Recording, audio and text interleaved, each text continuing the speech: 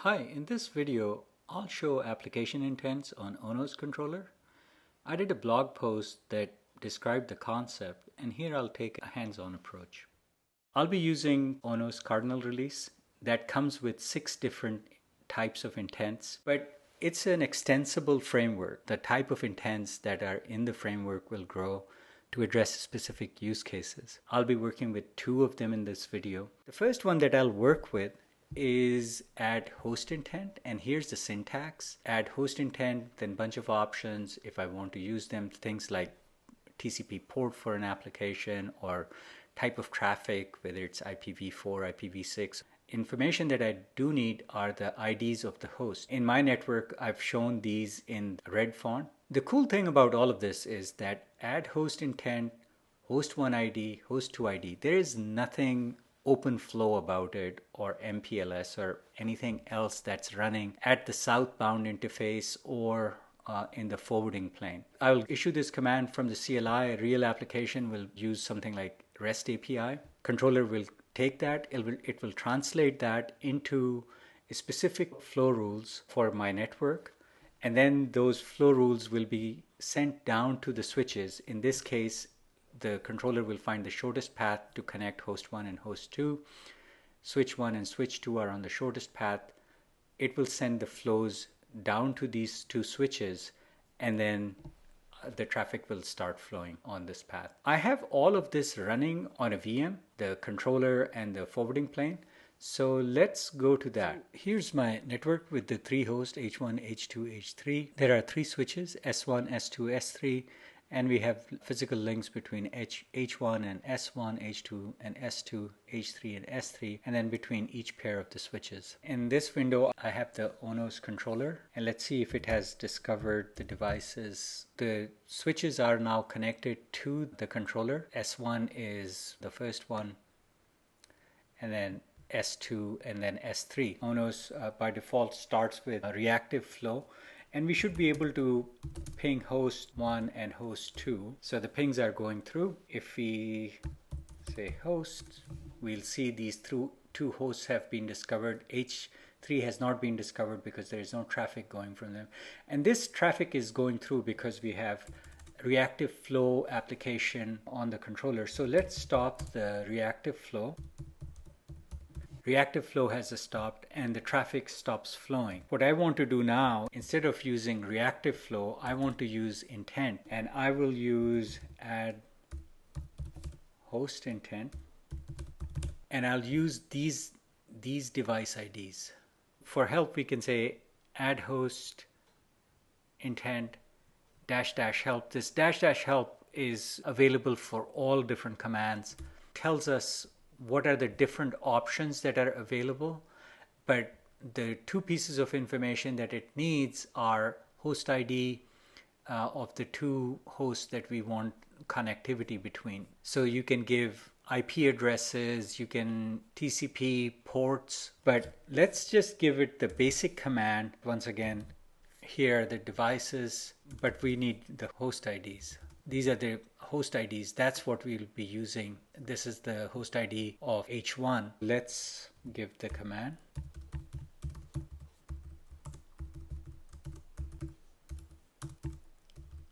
Let's do this. I will start pinging it again. And of course, the pings are not going. And what I want to do is the intents between these hosts. It was submitted and it was translated by the ONOS controller. It was converted into flow rules, and the pings have started. And if we look in the switches, as expected, switch 3 is not affected by the host intent. It has just 5 default flows that are in all switches, well, all open flow switches under ONOS controller. Let's look at switch 2. It has 7 flows in it, and these last 2 flows that, where the selector in port is port 1, here's the destination MAC, this source MAC. The treatment is going to be output on port number 3. That's how switch 2 is connected to switch 1. What the controller did was it took the intent, translated that, figured out what's the shortest path. It pulled the shortest path from the topology database and figured out what switches need new flow rules what those flow rules are going to be, converted it into these two flow rules, and sent that to switch number 2. And it did the same kind of thing for switch number 1. It sent two flow rules for switch number 1, flow that's going from host 1 towards host 2, and then the flow that's going from host 2 towards host 1. Each one will have its own rule, and these have been added.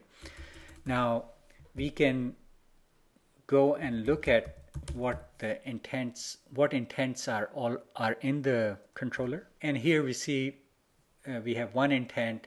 Here's the application ID. This is the key. This information would be needed. For example, if I wanted to remove this intent, and we see our pings are going through, and when we say remove intent, we'll give the app ID and the key. And as soon as I do that, my pings have stopped. Those rules were taken out. And if I say intents again, you can see the state has moved from installed to withdrawn. Now I can go ahead and just completely remove this intent, and I can do that by giving -P option, which is for purge. And when I do that, that intent is completely removed from the list. So that's the first one. In the next one, I'm going to look at point intents. So now let's look at the point intent.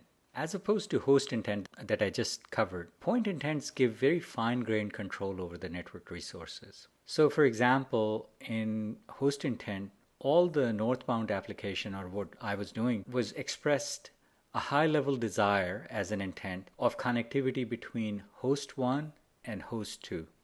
And then the controller did all the heavy lifting. It figured out what's the path between host 1 and host 2. It chose the shortest path. Then it figured out which switches are on that path, S1 and S2. Then it came up with the flow rules for those switches, and then used the southbound interface to send those rules to the switches, and traffic started flowing. With point intent, the application takes a lot more responsibility and control of what goes on in the network and how the traffic is going to flow across the network. The application will choose what path, and to make things interesting, instead of taking the shortest path going from H1 to H2, I'm going to take an alternate path and go from H1 to S1, then to S3, then to S2, and then to H2. So that's the first thing I need to know, or the application needs to know. Then it needs to know what switches are on that path, S1, S3, and then S2. So if you look at the syntax,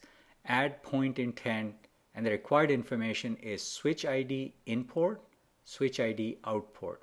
And then of course there are a bunch of options that we can use because they help us fine-tune how the intents are going to be applied to different applications, for example by TCP port or protocol type, give different priorities. So that's of course there, but the required information is switch ID in port, switch ID out port. So for S1, in port is port 3, output is going to be port 2, and that's just for the, if I'm sending ICMP, that's just for the request. For the response, if I'm using symmetric path, then I'll be flipping the ports, and for same switch, when the in port is 2, the output is going to port 3. So that means for each switch, I'll be sending 2 intents, one for each direction. I have 3 switches in here. That means I'll be sending down 6 intents to the controller. So in this instance, what is the controller doing? Well, the controller is not selecting the route or the ports, but it is doing the translation of my intents into what's running on the forwarding plane. So if the forwarding plane is a legacy network and I'm using netconf, then it will come up with the CLI model, but I'm using, of course, Mininet, and the forwarding plane is OpenFlow. So the controller is going to be taking my intents, converting it into flow rules for each of the switch, then use the southbound interface, and then start sending down to the switches, and then traffic will start flowing. So with this, I think we can see the potential of customization and use of network resources. So for example, software-defined WAN is a hot application these days, and if the application that's sitting on top of the controller has the logic to say for the traffic coming out of H1 or going into H1, use the cheaper link for certain applications a certain time of day. And when that criteria is not met, then take the more expensive link. This can tremendously help with lowering the use of expensive bandwidth when it's not needed and lower the cost. And so in general, I mean, this gives us a lot of control over routing, how network resources are used, and what kind of optimization can be done in the network. So I have all of this on the VM. Let's go to the VM and see how point intents work. So here's my VM. As usual, I have the console window for the controller up on top. I have Mininet running over here, and I'm going to keep the screenshot of the slide that shows the topology and the ports because we'll be putting in some detailed point intents, and it's going to be helpful to be able to look at the picture. So now I've already stopped the reactive flow application, so the hosts can't ping each other. The controller has discovered the devices or the switches. So here's switch number 1, switch number 2, and then switch number 3. It also knows what the topology or the connectivity between the switches are. So here's switch 1 port 2 is connected to switch 3 port 2. Switch 1 port 2 is connected to switch 3 port 2. And then switch 2 port 2 is connected to switch 3 port 1. Switch 2 port 2 is connected to switch 3 port 1. So we have the connectivity information. We are going to need that. Obviously, in real situations, we won't have a slide like this. This connectivity information from the controller is needed by the application so that route and the switches can be figured out. Now, this list gives me the connectivity between the switches. So where are the hosts? For that, we can give the command ports. And that shows me for switch 1, these are the ports. And I already know port 1 is connected to switch 2, and then port 2 is connected to switch 3. So port 3 must be the one that's connected to H1. And then actually if you go through the details, all the hosts are connected on port number 3. So with this, I mean, with the links or the connections between the switches and the ports, so we have all the information to start putting in the point intents. And I'll type in the first one. And let's make it for IPv4. And let's make the priority to be 200. The default is 100. But I just want to show you a couple of options how we can use those. And then I need to give the port description for switch 1.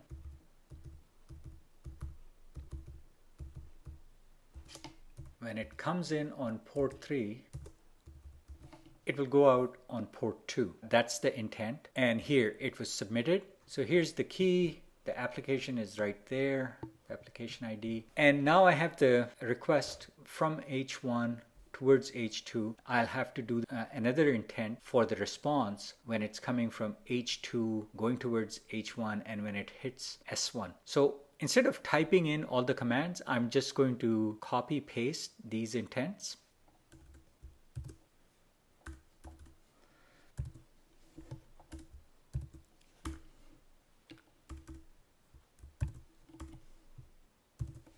And this is the final one.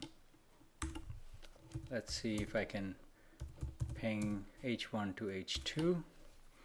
And my pings are going through. If I come up here, I can once again look at all my intents. These are all the intents that are in there. Here's the key for this intent. There's the app ID. That's I used all that in previous example for host intents. Let's look at the graphical user interface.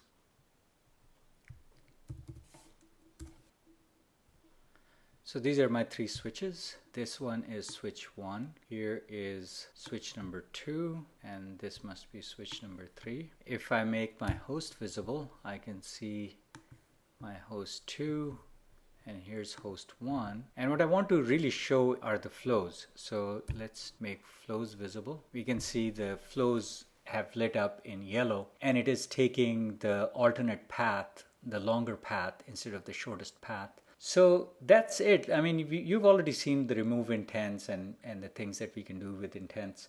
All right, good stuff. So that's all I wanted to show.